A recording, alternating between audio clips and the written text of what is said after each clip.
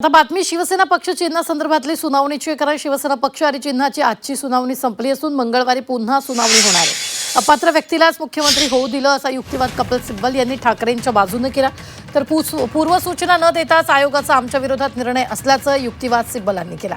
29 अ नुसार पक्ष नोंदणी रद्दचा अधिकार आयोगाला नाही, पक्ष आणि चिन्हाच्या निर्णयाचा अधिकार आयोगाला नाही असे ठळक मुद्दे सिब्बल यांनी आजच्या युक्तिवादादरम्यान सुप्रीम कोर्टात मांडलेले आहेत। कपिल सिब्बल यांचा युक्तिवाद, निवडणूक आयोगानं जनता दलातल्या वादासंदर्भातल्या निकालाचा आधार घेतला।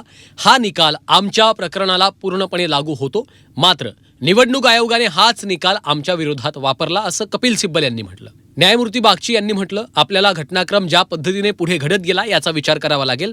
त्यावर सिब्बल यांनी सांगितलं, आम्ही कोणतीही तात्पुरती किंवा परिस्थितीनुसार निर्माण झालेली संस्था नाही। एकनाथ शिंदे यांची नियुक्ती पक्षाच्या घटनेनुसारच झाली होती। आता अचानक ते 1999च्या पक्षघटनेचा आधार घेत आहेत आणि 2018ची पक्षघटना लोकशाही विरोधी असल्याचं सांगतायत। हा निकाल प्रत्यक्षात आमच्या बाजूने आहे, मात्र निवडणूक आयोगानं आम्हाला नोटीस न देता निष्कर्ष काढला, त्याचा फायदा समोरच्यांना झाला। आमच्या बाजूने असलेल्या या निकालाचा वापर आमच्या विरोधात करण्यात आला, त्याचाच फायदा हा समोरच्या गटाला झाला। त्यावर न्यायमूर्ती बागची म्हणाले, मुख्य समस्या 10व्या अनुसूचीच्या अंमलबजावणीशी संबंधित आहे। विधानसभा अध्यक्षांना विशिष्ट कारवाई विशिष्ट कालमर्यादेत करण्याचे निर्देश आम्ही देऊ शकत नाही। अपात्रतेचा प्रश्न विधानसभा संपल्यानंतर संपुष्टात येतो, मात्र राजकीय पक्ष अस्तित्वात असेपर्यंत पक्षचिन्हाचा प्रश्न कायम राहतो। त्यावर कपिल सिब्बल यांनी सांगितलं, तो मुद्दा पक्षातल्या फुटीशी संबंधित आहे, अपात्रतेशी नाही। देशातील कायद्याचं राज्य टिकवून ठेवण्यासाठी आवश्यक कायदा स्पष्ट करण्याची संधी न्यायालयाच्या समोर आहे।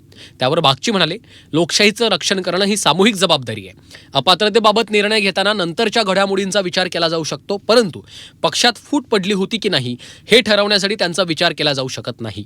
अन्यथा तुम्ही अशा व्यक्तीला प्रोत्साहन देत आहात जी सत्तेवर येऊन मुख्यमंत्री बनते, जी आमच्या मते अपात्र ठरायला हवी होती आणि जी त्या पदाची सत्ता व त्यातून मिळणारे लाभ वापरून जास्तीत जास्त पाठिंबा गोळा करते।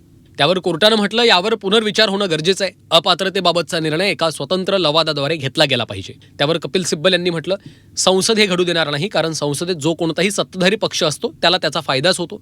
त्यामुळे केवळ आपणच यात सुधारणा करू शकता। शेवटी आपल्याला लोकशाही जिवंत ठेवण्याची जबाबदारी आपल्यावर आहे, आमच्यावर नाही। त्यावर न्यायमूर्ती बागची म्हणाले, ही एक सामूहिक जबाबदारी आहे, आम्हाला आमच्या भूमिकेची जाणीव आहे। लोकच संविधानाचा प्रत्यक्ष आचरणामध्ये अवलंब करतात। त्यावर कपिल सिब्बल यांनी युक्तिवाद केला, कलम 29 अ 9 अन्वये त्या कलमात नमूद केलेल्या तपशिलात काही बदल झाल्यास राजकीय पक्षानं निवडणूक आयोगाला त्याबाबत सूचित करणं आवश्यक असतं। निवडणूक आयोगानं 2010 मध्ये कलम 29 अ अंतर्गत निश्चित केलेल्या मार्गदर्शक तत्वांचा संदर्भ दिलाय। पक्षाच्या घटनेतील सुधारणा हा एक अत्यंत महत्त्वाचा बदल आहे, ज्याची माहिती देणं आवश्यक आहे। ही आवश्यकता कुठून आली? ती कलम 29 अ चा भाग नाही। पक्षाच्या घटनेतील सुधारणांची माहिती आयोगाला देणं आवश्यक आहे। हे ठरवण्यासाठी आयोगानं त्या मार्गदर्शक तत्वांवर जो आधार घेतलाय तो चुकीचा आहे। कलम 29 अ स्वतःच स्पष्ट करतं की कोणत्या बदलांची माहिती देणं आवश्यक आहे। त्यावर कोर्टानं म्हटलं, कलम 29 अ 9 हे राजकीय पक्षाच्या नोंदणीनंतर लागू होतं, परंतु त्यात नमूद केलेल्या माहितीपुरतंच ते मर्यादित आहे। त्यावर कपिल सिब्बल यांनी असा युक्तिवाद केला की आयोगाला योग्य वाटतील असे इतर तपशील मागवण्याचा आयोगाचा अधिकार ही नोंदणीशी संबंधित एक अविशिष्ट तरतूद आहे। आयोगाला हे ठाऊक होतं की त्यांना नेमकं कुठं पोहोचायचं आहे, त्यानंतर तिथे पोहोचण्यासाठी त्यांनी स्वतःसाठी एक मार्ग तयार केला, अर्थात तो मार्ग काहीसा लोकशाही विरोधी पद्धतीने आखला गेला होता।